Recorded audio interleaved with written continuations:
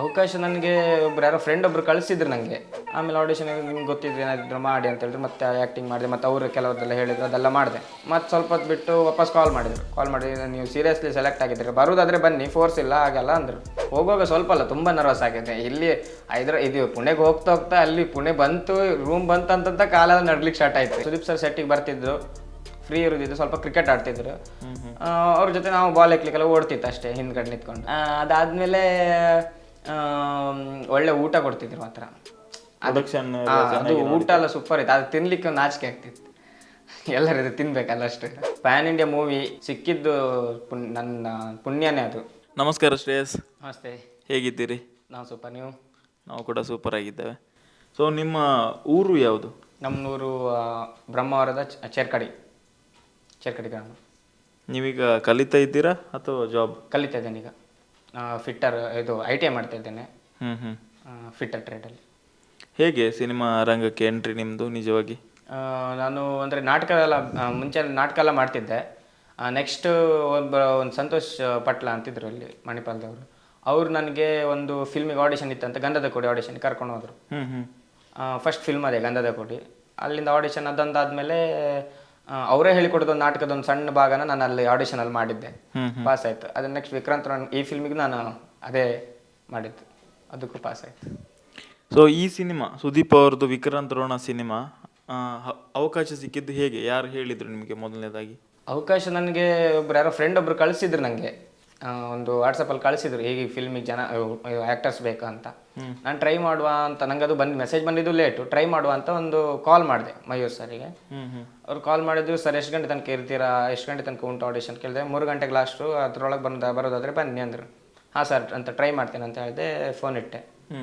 Next 11 ಗಂಟೆ ಹತ್ರ phone ಮಾಡಿದೆ. 11 ಗಂಟೆ ಮೇಲೆ ನಾನು ಹೋದೆ, ಕೆನರಾ ಕಾಲೇಜಿಗೆ ಬಂದೆ ಮಂಗಳೂರಲ್ಲಿ. ಮಂಗಳೂರಲ್ಲಿ. ಮತ್ತು ಫಸ್ಟಿಗೆಲ್ಲ ಇದೆಲ್ಲ ಏನೆಲ್ಲ ಇದೆ ಅದೆಲ್ಲ ಬರ್ಸ್ಕೊಂಡ್ರು. ಅದು ಎಂತ ಸಹ ನೋಡಲಿಲ್ಲ, ಆಡಿಷನ್ ಕೊಡಬೇಕು ಮಾಡಿದ್ರಿ ಗಡಿಬಿಡಿಯಲ್ಲಿ, ಎಂತ ಸಹ ನೋಡಲಿಲ್ಲ, ಎಲ್ಲ ಫಿಲಪ್ ಮಾಡಿದ್ದು ಓಡಿದ್ದೆ. ಯಾರು ಫಿಲ್ಮ್ ಅಂತ ಗೊತ್ತಿಲ್ಲ, ಸುದೀಪ್ ಸರ್ ಅಂತ ಹೇಳಿದರು, ಕ್ಯೂರಿಯಾಸಿಟಿ ಜಾಸ್ತಿ ಇತ್ತು ನನಗೆ. ಆಮೇಲೆ ಫಸ್ಟಿಗೆ ಕಾರ್ತಿಕ್ ಸರ್ ಜೊತೆ ಆಡಿಷನ್ ಇತ್ತು. ಅವ್ರೇನಾದರೂ ಗೊತ್ತಿದ್ರೆ ಮಾಡಿ ಅಂತ ಹೇಳಿದ್ರು. ಸರಿ, ನಾನು ಅದೇ ನಾಟಕದ ಒಂದು ಭಾಗನ ಮಾಡಿದೆ. ನೆಕ್ಸ್ಟ್ ಈ ಕಾರ್ಡ್ ಕೊಡ್ತೀನಿ, ಇದನ್ನು ತೊಗೊಂಡೋಗಿ ಆ ಲೈನಲ್ಲಿ ಇಲ್ಲಿ ಅಂದರು. ಹೋಗಿ ಲೈನಲ್ಲಿ ನಿಂತು ತುಂಬ ಹೊತ್ತು ಕಾದೆ ಎಲ್ಲರದ್ದು ಆಗ್ತಾ ಬಂತು, ತುಂಬ ಜನ ಆಗ್ತಾ ಬಂತು. ಆಮೇಲೆ ಲಾಸ್ಟಿಗೆ ನಾನು ಒಳಗೋದ್ಮೇಲೆ ಸರ್ ನಮಸ್ತೆ ಸರ್ ಅಂದೆ. ಇವರು ಅನೂಪ್ ಸರ್ ಎಲ್ಲ ಇದ್ರು. ಅಷ್ಟೊತ್ತು ನಂಗೆ ಅನೂಪ್ ಸರ್ ಅಷ್ಟು ಗೊತ್ತಿರಲಿಲ್ಲ. ನಾನಂದ್ರೆ ಫಿಲ್ಮ್ ನೋಡೋದೇ ಕಮ್ಮಿ, ಯಾವ ಫಿಲ್ಮ್ ಆದರೂ ಅಷ್ಟೇ ನೋಡೋದೇ ಕಮ್ಮಿ. ಆಮೇಲೆ ಎಲ್ಲರೂ ಹೇಳ್ತಿದ್ರು ಅಂಗೀತರ ಡೈರೆಕ್ಟ್ರು ಅಂತ. ಆಮೇಲೆ ನಾನು ಗೂಗಲಲ್ಲೆಲ್ಲ ಸರ್ಚ್ ಮಾಡಿ ನೋಡಿದೆ, ಇವ್ರದ್ದೇ ಫೋಟೋಸ್ ಬಂತು. ಆಗ ತುಂಬ ಖುಷಿ ಆಗ್ಲಿಕ್ಕೆ ಸ್ಟಾರ್ಟ್ ಆಯಿತು. ಅಂದರೆ ಆಡಿಷನ್ ಮುಗಿಸಿ ಬಂದಮೇಲೆ ನೋಡಿದ್ದು ನಾನು. ಆಮೇಲೆ ಆಡಿಷನ್ ನಿಮ್ಗೆ ಗೊತ್ತಿದ್ರೆ ಏನಾದರೂ ಮಾಡಿ ಅಂತ ಹೇಳಿದ್ರು, ಮತ್ತೆ ಆ್ಯಕ್ಟಿಂಗ್ ಮಾಡಿದೆ. ಮತ್ತು ಅವರು ಕೆಲವರೆಲ್ಲ ಹೇಳಿದ್ರು, ಅದೆಲ್ಲ ಮಾಡಿದೆ. ಅದೆಲ್ಲ ಮಾಡಿ ನೆಕ್ಸ್ಟ್ ಅವರು ಕರಿತೇನೆ ನಿಮ್ಮನ್ನ ನಿಮ್ಮ ಡೀಟೇಲ್ಸ್ ಕೊಟ್ಟು ಹೋಗಿ ಅಂತ ಹೇಳಿದ್ರು. ಸರಿ ಸರ್ ಅಂತ ಹೇಳಿದೆ. ಅಲ್ಲಿಂದ ಹೊರಗೆ ಬಂದೆ, ಮೊಬೈಲೆಲ್ಲ ಇಟ್ಕೊಂಡು ನೋಡ್ತಾ ಇದ್ದೆ, ಯಾರು ಇವರು ಏನು ಅಂತೆಲ್ಲ. ಆವಾಗ ಗೊತ್ತಾಯಿತು, ಒಳ್ಳೊಳ್ಳೆ ಹಿಟ್ ಫಿಲ್ಮ್ ಕೊಟ್ಟು ಡೈರೆಕ್ಟರ್ ಅಂತ. ತುಂಬ ಖುಷಿ ಆಯಿತು. ಸೊ ನೀವು ಒಂದೇ ಆಡಿಷನಲ್ಲಿ ಸೆಲೆಕ್ಟ್ ಆಗಿದ್ರಾ? ಒಂದೇ ಆಡಿಷನ್ ಸೆಲೆಕ್ಟ್ ಆಗಿದ್ದೆ ನಾನು. ಆಮೇಲೆ ಯಾರ್ದು ಕಾಲ್ ಬಂತು ನೆಕ್ಸ್ಟ್ ನಿಮಗೆ? ಆಮೇಲೆ ಒಂದು 6 ತಿಂಗಳು ಯಾರ್ದು ಕಾಲ್ ಬಂದಿರಲಿಲ್ಲ. ನಾನು ಇದು ಚಾನ್ಸ್ ಸಿಕ್ಕಿದ್ದು ಹೋಯ್ತೇನೋ ಅಂತ ಸುಮ್ಮನೆ ಇದ್ದೆ, ಏನು ಅದು ತಲೆ ಕೆಡಿಸ್ಕೊಳ್ಳಿಕ್ಕೆ ಹೋಗಿರಲಿಲ್ಲ. ಒಂದು 6-7 ತಿಂಗಳು ಬಿಟ್ಟು ಇವ್ರದ್ದು ಮಯೂರ್ ಸರ್ ಕಾಲ್ ಬಂತು, ಅಸೋಸಿಯೇಟ್ ಡೈರೆಕ್ಟರ್ ಕಾಲ್ ಬಂತು. ಅವ್ರು ಹೇಳಿದ್ರು, ಶ್ರೇಯಸ್ ಅಲ್ವಾ? ಹೌದು ಸರ್ ಅಂತ ಹೇಳಿದೆ. ಅದು ನಮ್ಗೆ ಫೋನ್ ಮಾಡಿದ್ದಂದರೆ ನಮ್ಮ ದೊಡ್ಡಮ್ಮಂಗೆ ಫೋನ್ ಮಾಡಿ ನನ್ನ ನಂಬರ್ ತೊಗೊಂಡು ನಂಗೆ ಕಾಲ್ ಮಾಡಿತ್ತು.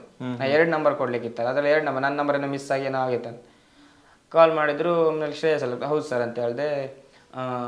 ನಿಮ್ಮದು ಫ್ಯಾಂಟಮ್ ಅಂತ ಫಿಲ್ಮಿಗೆ ಆಡಿಷನ್ ಕೊಟ್ಟಿದ್ದೆ, ನೀವು ಸೆಲೆಕ್ಟ್ ಆಗಿದ್ದೀರಾ, ಬನ್ನಿ ಅಂದರು. ನಾವು ಯಾವಾಗ ಇದ್ದೆ ಅಂತ ಹೇಳ್ತೀನಿ ನಾನು. ಸರ್ ಸುಮ್ಮನಿರಿ ಸರ್, ನೀವು ನನಗೆ ಈಗ ಟೈಮ್ ಇಲ್ಲ, ನಾನು ಬ್ಯುಸಿ ಇದ್ದೇನೆ, ಸುಮ್ಮನೆ ಬಕ್ರ ಮಾಡಬೇಡಿ ಹಾಗೆಲ್ಲ ಅಂದಿದ್ದೆ ಅವ್ರಿಗೆ. ಕಾಲ್ ಕಟ್ ಮಾಡಿದ್ದೆ ನಾನು. ಮತ್ತು ಸ್ವಲ್ಪ ಹೊತ್ತು ಬಿಟ್ಟು ವಾಪಸ್ ಕಾಲ್ ಮಾಡಿ ನೀವು ಸೀರಿಯಸ್ಲಿ ಸೆಲೆಕ್ಟ್ ಆಗಿದ್ದೀರಿ, ಬರೋದಾದರೆ ಬನ್ನಿ, ಫೋರ್ಸ್ ಇಲ್ಲ ಹಾಗೆಲ್ಲ ಅಂದರು. ಮತ್ತು ಸ್ವಲ್ಪ ಭಯ ಆಗಲಿ ಸ್ಟಾರ್ಟ್ ಮಾಡಿ. ನೀವು ತಮಾಷೆ ಮಾಡ್ತಾ ಇದ್ದೀರಿ ಅಂತ ಅನ್ಕೊಂಡೆ ನಾನು, ತಮಾಷೆ ಮಾಡ್ತಿದ್ದೆ ಅಂತ ಅಂದ್ಕೊಂಡು ಆ ಥರ ಅಂದೆ. ಮತ್ತು ಸ್ವಲ್ಪ ಭಯ ಆಗಲಿ ಸ್ಟಾರ್ಟ್ ಆಯ್ತು, ಸಿಕ್ಕಿದ ಆಪರ್ಚುನಿಟಿ ಮಿಸ್ ಆಗತ್ತಲ್ಲ ಅಂತ ಹೇಳಿದೆ. ಮನೇಲಿ ಕೇಳಿ ಹೇಳ್ತೇನೆ, ಒಂದು 5 ನಿಮಿಷ ಅಂತ ಬಿಟ್ಟು ಮತ್ತೆ ಕಾಲ್ ಮಾಡಿ, ಸರ್ ಬರ್ತೇನೆ ನಾನು, ಯಾವಾಗ ಕರೆದ್ರು ಬರ್ತೇನೆ ಅಂತ ಹೇಳಿದೆ. ಅದಾದಮೇಲೆ ಒಂದು 6 ತಿಂಗಳು ಬಿಟ್ಟು ಮತ್ತೆ ಕಾಲ್ ಬಂತು, ನಿಮ್ಮದು ಫಸ್ಟ್ ಶೆಡ್ಯೂಲು ಪುಣೆಯಲ್ಲಿರುತ್ತೆ ಬನ್ನಿ ಅಂತ. ಹಾಂ ಸರ್ ಅಂತ ಹೇಳಿದೆ. ಅಲ್ಲಿಗೆ ಪುಣೆಗೆ ಹೋದೆ. ನೆಕ್ಸ್ಟ್ ನೀವು ಈ ಸಿನಿಮಾಗೆ ಆಡಿಷನ್ ಕೊಡುವಾಗ ಈ ಸಿನಿಮಾ ಹೆಸರು ಫ್ಯಾಂಟಮ್ ಅಂತ ಇತ್ತು? ಫ್ಯಾಂಟಮ್ ಅಂತ ಇತ್ತು. ಒಟ್ಟಿಗೆ ಎಷ್ಟು ದಿನದ್ದು ಶೂಟಿಂಗ್ ಇತ್ತು ನಿಮಗೆ ಈ ಸಿನಿಮಾದಲ್ಲಿ? ಒಟ್ಟಿಗೆ ಒಂದು 10ನೇ ತನಕ ಇರ್ಬೋದು, ಅಂದರೆ ಶೆಡ್ಯೂಲ್ ಆಗಿ ಕಟ್ಟಿತ್ತು. ಎಲ್ಲಿ ಎಲ್ಲ ಇತ್ತು? ಒಂದು ವಾರ ಹಾಗೆ ಪುಣೆಲಿತ್ತು, ಆಮೇಲೆ ಹೈದರಾಬಾದ್, ಆಮೇಲೆ ಕೇರಳದಲ್ಲಿ 4 ಶೆಡ್ಯೂಲ್ ಇತ್ತು. ಆಲ್ಮೋಸ್ಟ್ ಇದ್ದೀರಿ ನೀವು ಹಾಗಾದ್ರೆ ಸಿನಿಮಾದಲ್ಲಿ. ಗೊತ್ತಿಲ್ಲ, ನೋಡ್ಬೇಕು. ನಮ್ಗೆ ಯಾರಿಗೆ ಏನು ವಿಷಯ, ನಮ್ಮ ಕ್ಯಾರೆಕ್ಟರ್ ಏನೂ ಗೊತ್ತಿಲ್ಲ. ಡೈರೆಕ್ಟರ್ ಸಹ ಯಾವುದು ನಮ್ಮದು ಡೈಲಾಗ್ ಸಹ ಇಲ್ಲ ನಮಗೆ ಫಿಲ್ಮಲ್ಲಿ. ಏನು ರಿವೀಲ್ ಮಾಡಿಲ್ಲ, ನಮ್ಗೆ ಏನೂ ಹೇಳಿಲ್ಲ. ಫುಲ್ ಕನ್ಫ್ಯೂಸಲ್ಲೇ ಇತ್ತು. ನಾವೇ ಕುತ್ಕೊಂಡು ಗೆಸ್ ಮಾಡ್ತಾ ಇತ್ತು ರೂಮಲ್ಲೆಲ್ಲ, ಏನು ಕ್ಯಾರೆಕ್ಟರ್ ಆಗಿರ್ಬೋದು. ಹಾಗೆ ಶೂಟಿಂಗ್ ನೋಡುತ್ತಲ್ಲ, ಅದೇ ಇದ್ರಲ್ಲಿ ಗೆಸ್ ಮಾಡ್ತಾ ಇತ್ತು. ಬಟ್ ಏನು ಸಿಂಕೆ ಆಗ್ತಿರಲಿಲ್ಲ, ಮತ್ತಲ್ಲೇ ಸುಮ್ಮನೆ ಆಯ್ತು. ಈಗ ಫಸ್ಟ್ ಫಿಲ್ಮ್ ಟೀಮಿಂದ ಕನ್ಫರ್ಮೇಶನ್ ಸಿಕ್ತು ನಿಮಗೆ, ಶ್ರೇಯಸ್ ಅವರೇ ನೀವು ಸೆಲೆಕ್ಟ್ ಆಗಿದ್ದೀರಿ ಅಂತ. ಹೇಗಿತ್ತು ನಿಮ್ಮ ಒಳಗಿನ ಫೀಲಿಂಗ್ಸ್ ಅವತ್ತಿನ ದಿನ ಮನೆಯಲ್ಲಿ? ಆವಾಗ ಅಂದರೆ ಒಂದು ನಂಬಲಿಕ್ಕಿಲ್ಲ, ಯಾರೋ ಫ್ರೆಂಡ್ಸ್ ಯಾರೋ ಬಕ್ರ ಮಾಡ್ತಿದ್ದಂತ. ತುಂಬ ಖುಷಿನೂ ಆಗ್ತುಂಟು, ಆದರೆ ನಂಬಿಕೆನೂ ಬರುತ್ತಿಲ್ಲ. ಆಮೇಲೆ ಅವರು ಹೇಳಿದ್ರಲ್ಲ, ಆ ಥರ ಹೇಳಿದ್ಮೇಲೆ ನನಗೆ ನಂಬಿಕೆ ಬಂದು ಮನೇಲಿ ಕೇಳಿದ್ರೆ ಮನೇಲೂ ಖುಷಿ ಆಯಿತು. ನಂಗೆ ಆ್ಯಕ್ಟಿಂಗ್ ತುಂಬ ಇಂಟ್ರೆಸ್ಟ್ ಜಾಸ್ತಿ, ಮನೇಲೂ ಖುಷಿ ಆಯಿತು. ಆಮೇಲೆ ಹೋಗಿ ಅಡ್ಡಿಲ್ಲ ಪರವಾಗಿಲ್ಲ ಅಂತೆಲ್ಲ ಹೇಳಿದ್ರು. ಆಮೇಲೆ ಅವ್ರು ಪ್ರೊಡಕ್ಷನ್ ಮೇಲೆ ಅವರೆಲ್ಲ ಕಾಲ್ ಮಾಡಿದೆಲ್ಲ ಮಾತಾಡಿ ಸಿಕ್ಕಾಪಟ್ಟೆ ಖುಷಿಯಾಗಿತ್ತು. ಮತ್ತು ಅದು ಸುದೀಪ್ ಸರ್ ಫಿಲ್ಮ್ ಅಂತ ಹೇಳಿದ್ರೆ ಅದು ಮತ್ತು ನೆಕ್ಸ್ಟ್ ಲೆವೆಲ್ ಖುಷಿ.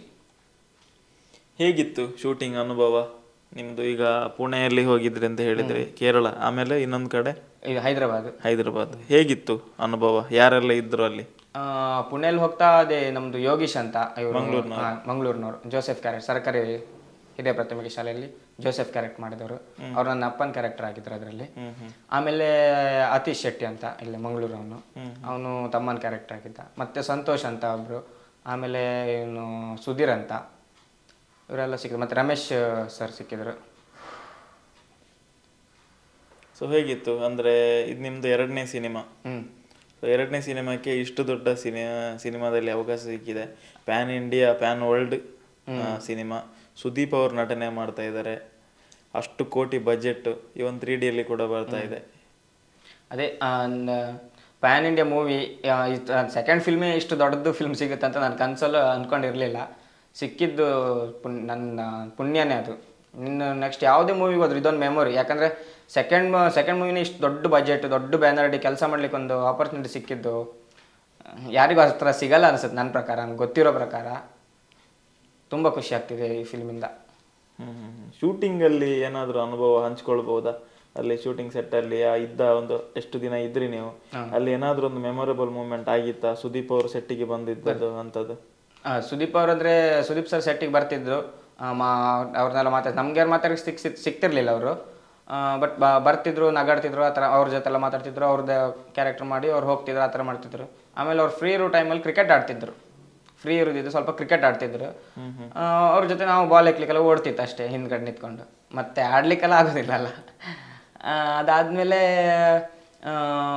ಒಳ್ಳೆ ಊಟ ಕೊಡ್ತಿದ್ರು ಮಾತ್ರ. ಅದು ಊಟ ಎಲ್ಲ ಸೂಪರ್ ಇತ್ತು. ಅದು ತಿನ್ಲಿಕ್ಕೆ ಒಂದು ನಾಚಿಕೆ ಆಗ್ತಿತ್ತು, ಎಲ್ಲರಿಗೂ ತಿನ್ಬೇಕಲ್ಲ ಅಷ್ಟು ಅಂತ ಸ್ವಲ್ಪ ಕಂಟ್ರೋಲ್ ಮಾಡ್ಕೊಳ್ತಿತ್ತು ಅಷ್ಟೇ. ಸೊ ಊರಿನವರು ಇದ್ದಾಗ ಒಂದು ಅಟ್ಮಾಸ್ಫಿಯರ್ ತುಂಬ ಮಜವಾಗಿರುತ್ತೆ. ನಿಮ್ಗೆ ಆಗಿತ್ತ? ಅಂದರೆ ಊರಿನವರು, ಹತ್ತಿನ ಊರು, ದಕ್ಷಿಣ ಕನ್ನಡದವರಿದ್ರು, ಈಗ ನೀವು ಬ್ರಹ್ಮ ಅಂದರೆ ಅವರೆಲ್ಲ ತುಳು ಮಾತಾಡೋರು, ಖುಷಿ ಆಗ್ತಿತ್ತು. ಅಂದರೆ ನಮ್ಮೂರವ್ರು ಇದ್ರಲ್ಲ, ಹಿಂಗೆ ಭಯ ಇಲ್ಲ, ನಮ್ಮವ್ರೆ ತೊಂದರೆ ಎಲ್ಲ ಹೇಗೆ ಮಾಡಿದ್ ನಡೆಯುತ್ತೆ, ಅವ್ರು ಏನು ತಪ್ಪು ಬೈಯಲ್ಲ ಅಂತ ನಂಬಿಕೆ ಇತ್ತು. ಬೈದಿಲ್ಲ, ಇಲ್ಲಿ ತನಕ ಯಾರೂ ಬೈದಿಲ್ಲ ನನಗೆ. ಒಳ್ಳೆ ಗಮ್ಮತ್ತಾಗಿತ್ತು. ಅದರಲ್ಲಿ ನನಗೆ ಕೇರಳಕ್ಕೆ ಹೋಗಲಿಕ್ಕೆ, ಆಮೇಲೆ ಹೈದರಾಬಾದ್ ಎಲ್ಲ ಇವರು ಆತೀಶ್ ಅವ್ರದ್ದು, ಅವ್ರ ಅಮ್ಮ ತುಂಬ ಸಪೋರ್ಟ್ ಮಾಡಿ. ಅಂದರೆ ಅವ್ರ ಕಾರೆಲ್ಲ ಕರ್ಕೊಂಡು ಹೋಗ್ತಿದ್ರು ಎಲ್ಲ. ನಂದು A to Z ಖರ್ಚು ಅವರೇ ನೋಡ್ತಿದ್ರು, ನನಗೇನು ಖರ್ಚಿರಲಿಲ್ಲ ಅದರಲ್ಲಿ. ಒಳ್ಳೆ ಸಪೋರ್ಟ್.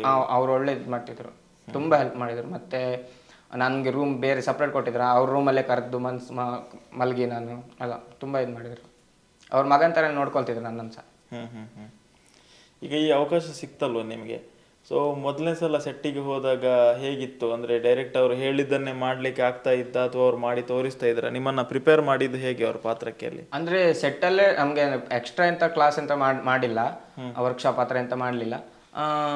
ಅಲ್ಲೇ ಸ್ಪಾಟಲ್ಲೇ ಮಾಡಿಸಿದ್ರು. ಅದು 2 ಕ್ಯಾಮರಾ ಇರುವಾಗ ಯಾರಿಗಾದ್ರೂ ಒಂದ್ಸತಿ ಭಯ ಆಗೇ ಆಗುತ್ತೆ. ಇಷ್ಟು ದೊಡ್ಡ ಕ್ಯಾಮರಾ ಇದೆ, ಅದ್ರ ಎದುರಿನ ನಿಲ್ಲೋದನ್ನು ತುಂಬ ಭಯ ಆಗುತ್ತೆ. ಬಟ್ ಟೇಕ್ ಮಾಡಿ ಒಂದು ಮಾಡ್ತಾ ಬಂತು. ಮತ್ತು ಒಂದೆರಡು ದಿವಸ ಅಷ್ಟೇ, ಮತ್ತೆ ಸೆಟ್ ಆಗುತ್ತೆ. ಅಂದರೆ ಅವರೆಲ್ಲರೂ ನಮ್ಮ ಜೊತೆ ಕ್ಲೋಸ್ ಆಗಿರ್ತಾರೆ, ಆಗ ಭಯ ಇರೋದಿಲ್ಲ. ಭಯ ಸ್ವಲ್ಪ ನರ್ವಸ್ ಆಗಿದ್ರಿ? ಹೋಗುವಾಗ ಸ್ವಲ್ಪ ಅಲ್ಲ, ತುಂಬ ನರ್ವಸ್ ಆಗಿದೆ. ಇಲ್ಲಿ ಇದು ಪುಣೆಗೆ ಹೋಗ್ತಾ ಅಲ್ಲಿ ಪುಣೆ ಬಂತು, ರೂಮ್ ಬಂತು ಅಂತ ಕಾಲೆಲ್ಲ ನಡ್ಲಿಕ್ಕೆ ಸ್ಟಾರ್ಟ್ ಆಯ್ತು, ಎಲ್ಲಿ ಏನಾಗುತ್ತೋ ದೇವರೇ ಅಂತ. ಬಟ್ ಫಸ್ಟ್ ಡೇನೇ ಬಂದು ಅನೂಪ್ ಸರ್ ಬಂದು ಮಾತಾಡ್ಸಿದ್ರು, ಹೇಗೆ ಬಂದ್ರಿ ಹಾಗೆಲ್ಲ ವಿಚಾರಿಸಿದ್ರು. ಅನೂಪ್ ಸರ್ ತುಂಬ ಫ್ರೆಂಡ್ಲಿ ಆಗಿರ್ತಾರೆ, ಅನೂಪ್ ಸರ್ ಹಾಗೆ ನಿರೂಪ್ ಸರ್ ಹಾಗೆ. ಈಗ ಓವರಾಲ್ ಸಿನಿಮಾ ಶೂಟಿಂಗ್ ಎಲ್ಲ ಮಾಡಿ ಬಂದ್ರಿ ಮನೆಗೆ. ಸೊ ಯಾರ ಹತ್ರ ಹೇಳಿದ್ರಿ, ಅಂದ್ರೆ ಜನಗಳು ಅಥವಾ ಫ್ಯಾಮಿಲಿ ಫ್ರೆಂಡ್ಸ್ ನಂಬಿದ್ರ? ಅಂದರೆ ಹೇಳ್ಕೊಳ್ದಿರ್ಲಿಕ್ಕೆ ಆಗೋದಿಲ್ಲ, ಹೇಳಲೇಬೇಕಾಗತ್ತೆ. ಅದು ಸುದೀಪ್ ಸರ್ ಜೊತೆ ಮಾಡ್ತಿರೋದಂದ್ರೆ ಇನ್ನು ಕಮ್ಮಿ ಅಲ್ಲ. ಹೇಳಿದೆ, ಫಸ್ಟಿಗೆ ಯಾರೂ ನಂಬಲಿಲ್ಲ. ನೆಕ್ಸ್ಟ್ ಅದೇ ಒಂದು ಇಂಟರ್ವ್ಯೂ ಇತ್ತು ಸಿನಿಮಾಗಲ್ಲಿ ಅಲ್ಲಿ ನಿಮ್ಮ ಚಾನಲಲ್ಲಿ. ಆ ಇಂಟರ್ವ್ಯೂದೆಲ್ಲ ಲಿಂಕ್ ಎಲ್ಲ ಶೇರ್ ಮಾಡಿದೆ, ಅವರೆಲ್ಲ ನೋಡಿದ್ರು, ಹೌದಾ ಹಾಗೀಗಲ್ಲ ನಂಬ್ತಿದ್ರು. ಸುಮ್ಮನೆ ನನಗೆ ತಮಾಷೆ ಮಾಡ್ತಿದ್ರು ಅಷ್ಟೇ, ಸುಮ್ಮನೆ ಮಾರೆ ಸುಳ್ಳು ಹೇಳ್ತೆ ಹಾಗೀಗಲ್ಲ ಅಂತ. ಬಟ್ ನೆಕ್ಸ್ಟ್ ನಂಬ್ತಾ ಹೋದ್ರು. ಈಗಂತೂ ಕೇಳ್ತಿದ್ದಾರೆ 28ಕ್ಕೆ ಜೋರುಂಟು, ಹೋಗೋ ನಿಮ್ಮ ಲೆಕ್ಕದ ಟಿಕೆಟ್ ಹಾಗೀಗಲ್ಲ ಅಂತ ಇದ್ದಾರೆ. ಅದು ಬೇರೆ 3Dಯಲ್ಲಿ ಬರ್ತಿದೆ, ನೋಡ್ಬೇಕು. ನಾನು ತುಂಬ ಕಾಯ್ತಿದ್ದೇನೆ ಹೇಗೆ ಬರುತ್ತೆ, ನಾನು ಎಲ್ಲಿದ್ದೀನಿ ಅಂತ ಹುಡುಕ್ಬೇಕು ಅದರಲ್ಲಿ. ಈಗ ಟೀಸರ್ ಬಂತು, ಟ್ರೈಲರ್ ಬಂತು, ರಾರಾ ರಕ್ಕಮ್ಮ ಅನ್ನೋ ಸಾಂಗ್ ಕೂಡ ಬಂತು. ಪರ್ಸ್ನಲ್ ಆಗಿ ನಿಮ್ಗೆ ಹೇಗೆ ಅನ್ನಿಸ್ತು? ರಾರಾ ರಕ್ಕಮ್ಮ ಸಾಂಗ್ ಅಂತೂ ಇದು ಎಲ್ರಿಗೂ ಗೊತ್ತು, ರೀಲ್ಸ್ ಎಲ್ಲ ಸಿಕ್ಕಾಬಟ್ಟೆ ಹೋಗ್ತಿದೆ. ಇದು ಹಾಗೆ ಟ್ರೈಲರು ಹಾಗೆ ಸಕ್ಕದಾಗಿದೆ. ಖುಷಿ ಆಯ್ತು ನಿಮಗೆ ಒಂದು ಒಳ್ಳೆ ಸಿನಿಮಾದಲ್ಲಿ ಮಾಡಿದ್ದೀರಿ ಅಂತ? ಬಹುಶಃ ಈಗ ನಿಮ್ಮ ಕೆರಿಯರ್ನಲ್ಲಿ ನೀವೀಗ ಎಷ್ಟು ಸಿನಿಮಾ ಮಾಡ್ತೀರಿ ಅನ್ನೋದು ಗೊತ್ತಿಲ್ಲ, ಈ ಸಿನಿಮಾ ಎಷ್ಟು ಸ್ಪೆಷಲ್ ಆಗಿ ಉಳಿಯುತ್ತೆ ನಿಮಗೆ? ತುಂಬ ಮೆಮೊರಿಯಬಲ್ ಆಗಿರುತ್ತೆ. ಆಮೇಲೆ ಸ್ಪೆಷಲ್, ಯಾಕಂದರೆ ಸೆಕೆಂಡ್ ಮೂವಿನ ದೊಡ್ಡದು ಸಿಕ್ಕಿದ ಮೇಲೆ ಸ್ಪೆಷಲ್ ಆಗದೆ ಇರುತ್ತೆ. ಸ್ಪೆಷಲ್ಲೇ ಅದು ಯಾವಾಗಲೂ ನೆನಪೋಗಲ್ಲ ಮಾತ್ರ. ಅಂದರೆ ಒಳ್ಳೆ ಟೀಮ್ ಆಗಿತ್ತು, ಒಂದು ಫ್ಯಾಮಿಲಿ ಥರನೇ ಇತ್ತು ನಾವಲ್ಲಿ. ನಮ್ಮದು ಆ್ಯಕ್ಟರ್ಸು ಹಾಗೆ, ಮತ್ತು ಆ್ಯಕ್ಟರ್ಸ್ ಪೇರೆಂಟ್ಸು ಹಾಗೆ, ಆಮೇಲೆ ಫಿಲ್ಮ್ ಸೆಟ್ಟರು ಹಾಗೆ. ಪ್ರತಿಯೊಬ್ಬರು ಒಳ್ಳೆ ಕೂಲಾಗಿ, ಮತ್ತು ಒಳ್ಳೆ ಅವ್ರದ್ದು ಎಷ್ಟೇ ಕಷ್ಟ ಇದ್ರು, ನಾವೇನಾದರೂ ಅವ್ರು ಕಿರಿಕಿರಿ ಮಾಡ್ತಿದ್ರು, ಬಂದು ಆರಾಮ್ಸಲ್ಲಿ ಇರ್ತೀವಿ, ನಮ್ಮ ಜೊತೆ ಮಿಂಗಲ್ ಆಗ್ತಿದ್ರು ಅವರು. ಈಗ ಬೇರೆ ಕಲಾವಿದರು ಒಂದು ಹೆಸರಲ್ಲಿ ಸ್ಪೆಷಲ್ ಆಗಿ ಹೇಳ್ತಾ ಇದ್ರು ಅನೂಪ್ ಅವ್ರ ತಂದೆ ವಿಷಯ. ಸೊ ನಿಮ್ಮ ಹತ್ರ ಹೇಗಿದ್ರು ಅವರು? ಅವರು ನಮ್ಮ ಮಕ್ಳ ಜೊತೆ ಮಕ್ಳ ಥರನೇ ಇರ್ತಾರೆ ಅವರು. ನಮಗೆಲ್ಲ ಚಾಕ್ಲೇಟ್ ತಂದು ಕೊಡೋದು ಸೆಟ್ಟಲ್ಲಿ, ಮತ್ತು ಹೀಗೆ ಗಮ್ಮತ್ತು ಮಾಡ್ತಾ ಇರೋದು ಆಗಲ್ಲ. ಅದು ಒಂದು ಸತಿ ನನಗೆ ಹೇಳಿದ್ರು ಅವರು, ಯಾರೋ ಬ್ರಹ್ಮವ್ರದವನು ಅವನದು ನಂಬರ್ ಸಿಗಬೇಕಾದ್ರೆ ಸಿಕ್ಕಾಪಟ್ಟೆ ಹರಸಾಹಸ ಪಟ್ಟು ನಾವು, ಅವ್ನು ಸಿಕ್ಬೇಕಿತ್ತು, ಅವ್ನಿಗೆ ಕಂಪ್ಲೇಂಟ್ ಮಾಡಬೇಕು ಹಾಗೆ ಹೀಗೆಲ್ಲ ಅಂತಿದ್ರು. ನನಗೆ ಯಾರು ಪಾಪ ಬ್ರಹ್ಮವ್ರದವ್ರು ಇನ್ನೊಬ್ರು ಯಾರೋ ಆಡಿಷನ್ ಕೊಟ್ಟಿದ್ರು ನನಗೆ. ಮತ್ತೆ ಅವ್ರಿಗೆಲ್ಲ ಇವನೇ ಸರ್ ಅದಂತ ಹೇಳಿದ್ರು, ಯಾರೋ ಅಸಿಸ್ಟೆಂಟ್ ಯಾರೋ ಡೈರೆಕ್ಟರ್ ಬಂದು ಹೇಳಿದ್ರು, ಇವನೇ ಸರ್ ಅದಂತ. ನಿನಗೆ ಕಂಪ್ಲೇಂಟ್ ಕೊಡ್ಬೇಕು, ನಿನ್ನ ಆಧಾರ್ ಕಾರ್ಡನ್ನು ಕೊಟ್ಟೋಗು, ನಿನ್ನ ಕಂಪ್ಲೇಂಟ್ ಮಾಡ್ತೇನೆ ನಾನು, ನಿನ್ನ ಫಿಲ್ಮಿಗೆ ಬರ್ತೀಯ ಅಂತೇಳಿ ನಂಬರ್ ಯಾವುದೋ ಕೊಟ್ಟು ಹೋಗ್ತೀಯ, ನಂಬರ್ ಮಿಸ್ ನಿಮ್ಮ ನಂಬರ್ ಸಿಗ್ಬೇಕಾದ್ರೆ ಎಷ್ಟು ಸಾಹಸ ಆಯ್ತು ನಮಗೆ ಹಾಗೆಲ್ಲ ಅಂತ. ಫುಲ್ ತಮಾಷೆ ವಿಷಯ ಅಲ್ಲ, ನಿಮ್ಗೋಸ್ಕರ ಕಾದಿದ್ದಾರೆ ಅಂತ ಆಯ್ತು. ಅಂದರೆ ಅವ್ರು ತಮಾಷೆ ಹೇಳಿದ ಇರ್ಬೋದು ಗೊತ್ತಿಲ್ಲ, ಬಟ್ ಅಂದರೆ ಹೇಳಿದ್ರಲ್ಲ ಅಂತ ಖುಷಿ ಆಯ್ತು. ಅಷ್ಟು ದೊಡ್ಡವರು, ತುಂಬ ಫ್ರೆಂಡ್ಲಿ ಆಗಿರ್ತಿದ್ರು, ಮಕ್ಳ ಜೊತೆ ಮಕ್ಳ ಥರನೇ ಇರ್ತಿದ್ರು ಅವ್ರು. ಈಗ 2ನೇ ಸಿನಿಮಾಕ್ಕೇನೆ ಒಬ್ಬ ದೊಡ್ಡ ನಿರ್ದೇಶಕರ ಜೊತೆ ಕೆಲಸ ಮಾಡಿದ್ದೀರಾ, ಹೇಗಿತ್ತು ಶೂಟಿಂಗ್ ಸೆಟ್ಟಲ್ಲಿ? ಅವ್ರ ಕೆಲಸ ಮಾಡೋ ರೀತಿ ಹೇಗಿರುತ್ತೆ ಇಷ್ಟು ದೊಡ್ಡ ಸಿನಿಮಾದಲ್ಲಿ? ಅವರು ಕೆಲಸ ಮಾಡೋ ರೀತಿ ಅಂದರೆ ನಮ್ಗೇನು ಅರ್ಥನೇ ಆಗ್ತಿರ್ಲಿಲ್ಲ, ಅವ್ರು ಯಾವ ಥರ ಮಾಡ್ತಿದ್ರು ಅಂತಲೇ ಗೊತ್ತಾಗ್ತಿರ್ಲಿಲ್ಲ. ಬಟ್ ಅದು ಕ್ಯಾಮರಾಮ್ಯಾನು ಇವ್ರು ವಿಲಿಯಂ ಡೇವಿಡ್ ಸರ್ ಅವರೆಲ್ಲ ಅಂದರೆ ನಮ್ಮ ಜೊತೆ ಫುಲ್ ಕ್ಲೋಸಲ್ಲಿ ಇರ್ತಿದ್ರು. ನಮ್ಗೆ ಅದು ಗೊತ್ತೇ ಆಗ್ತಿರ್ಲಿಲ್ಲ ಅವ್ರು ಏನು ಮಾಡ್ತಿದ್ದಾರೆ ಅಂತ. ಮಾಡ್ತಾ ಇರ್ತಿದ್ರು ಮಾತ್ರ. ಫುಲ್ ಶೂಟಿಂಗ್ ಟೈಮಲ್ಲಿ ಮಾತ್ರ ಫುಲ್ಲು ಟೆನ್ಷನ್ಗಿಂತ ಅಂದ್ರೆ ಹತ್ರ ಸ್ಟ್ರಿಕ್ಟ್ ಆಗಿರ್ತಿದ್ರು ಅಷ್ಟೇ ಅಂದರೆ ಎಲ್ಲರೂ. ಆದರೂ ಮಕ್ಕಳು ಬಂದರೆ ಮಾತು ಗಮ್ಮತ್ತು ಮಾಡ್ತಿದ್ರು, ಬಟ್ ಸ್ವಲ್ಪ ಅವ್ರದ್ದೆಲ್ಲ ಅಂತ ಗೊತ್ತಿಲ್ಲ ಮಾತ್ರ. ಸೊ ಎಷ್ಟು ಉತ್ಸುಕತೆಯಿಂದ ಇದ್ದೀರಾ ನೀವೀಗ? 28ಕ್ಕೆ Vikrant Rona all over the world release ಆಗ್ತಾ ಇದೆ. ಇಲ್ಲಾಂದ್ರೆ ನಾರ್ಮಲ್ ಆಗಿ ಒಂದು ಕನ್ನಡ ಸಿನಿಮಾ ಅಂತ ಹೇಳಿದ್ರೆ ಕರ್ನಾಟಕ ರೇಂಜಲ್ಲಿ ರಿಲೀಸ್ ಆಗ್ತಾ ಇದೆ, ಅದು 3Dಯಲ್ಲಿ ರಿಲೀಸ್ ಆಗ್ತಾ ಇದೆ ನಿಮ್ಮ 2ನೇ ಸಿನಿಮಾ. ಎಷ್ಟು ಖುಷಿ ಇದೆ ನಿಮ್ಮ ಒಳಗಡೆ, ನಿಮ್ಮ ಫ್ಯಾಮಿಲಿಗೆ, ನಿಮಗೆ ಹೇಗಿದೆ? ತುಂಬ ಅಂದರೆ ತುಂಬ ಖುಷಿ ಇದೆ. ಅದು 3Dಯಲ್ಲಿ ಬೇರೆ ಬರ್ತಿದೆ, ಅದು ಪ್ಯಾನ್ ಇಂಡಿಯಾ ಮೂವಿ. ಬುರ್ಜ್ ಖಲೀಫಾದಲ್ಲಿ ಪೋಸ್ಟರ್ ಎಲ್ಲ ಬಿಟ್ಟಾಗ ಅಂತೂ ಕರ್ನಾಟಕದ ಫ್ಲ್ಯಾಗ್ ಅದೆಲ್ಲ ಸಿಕ್ಕಾಪಟ್ಟೆ ವೈರಲ್ ಆಗಿತ್ತು. ಫುಲ್ ಲೈವಲ್ಲಿ ಕುತ್ಕೊಂಡು ನೋಡ್ತಾ ಇದ್ದೆ ನಾನು, ಏನಾಗುತ್ತೆ ಏನು ಮಾಡ್ತಾರೆ ಅಂತೆಲ್ಲ. ತುಂಬ ತುಂಬ ಖುಷಿ ಇದೆ. ನಮ್ಮ ಊರಲ್ಲೂ ಹಾಗೆ, ಮತ್ತು ನಮ್ಮ ಫ್ಯಾಮಿಲಿಯಲ್ಲೂ ಹಾಗೆ, ಎಲ್ಲರೂ ಸಹ. ಯಾವ ಥಿಯೇಟ್ರಿಗೆ ಬರ್ಬೋದು ನಿಮ್ಮ ಊರಲ್ಲಿ? ನಮ್ಮೂರಲ್ಲಿ ಬಂದರೆ ಐನಾಕ್ಸ್ ಅದು ಯಾವುದಕ್ಕಾದ್ರೂ ಬರ್ಬೋದು. ಮೊದಲ ದಿನವೇ ಹೋಗ್ಬೇಕಂತಿದ್ದೆ. ನಾನು ಲೈಫಲ್ಲಿ ಹೋಗಿದ್ದೆ ಒಂದ್ಸತಿ ಥಿಯೇಟ್ರಿಗೆ, ಇಲ್ಲಿ ತನಕ ಹೋಗಿಲ್ಲ ನಾನು. ಅದು ನನ್ನ ಫಿಲ್ಮ್ ಗಂಧದ ಕುಡಿ ನೋಡಲಿಕ್ಕೆ ಫಸ್ಟ್ ಟೈಮ್ ಹೋಗಿದೆ, ಅದು 2 ಸತಿ ಹೋಗಿದೆ. ಅದಾದಮೇಲೆ ಈಗ ಸೆಕೆಂಡ್ ಫಿಲ್ಮ್ ಇದಕ್ಕೆ ಹೋಗ್ಬೇಕಂತ ಇದ್ದೆ, ಅದಕ್ಕೆ ಯಾವ ಫಿಲ್ಮಿಗೆ ಹೋಗದೆ ಇದಕ್ಕೆ ಕಾಯ್ತಾ ಇದ್ದೆ. ಸೊ ತುಂಬ ಜನ ನಿಮ್ಮ ಫ್ರೆಂಡ್ಸ್ ಕೂಡ ಈ ವಿಡಿಯೋನ ನೋಡ್ತಾ ಇರ್ಬೋದು, ಹಾಗೇನೆ ಸುದೀಪ್ ಅವರ ಫ್ಯಾನ್ಸ್ ಕೂಡ ತುಂಬ ಜನ ಇದ್ದಾರೆ. ಸೊ ಏನು ಹೇಳೋದಕ್ಕೆ ಇಷ್ಟಪಡ್ತೀರಾ ಕೊನೆಯದಾಗಿ?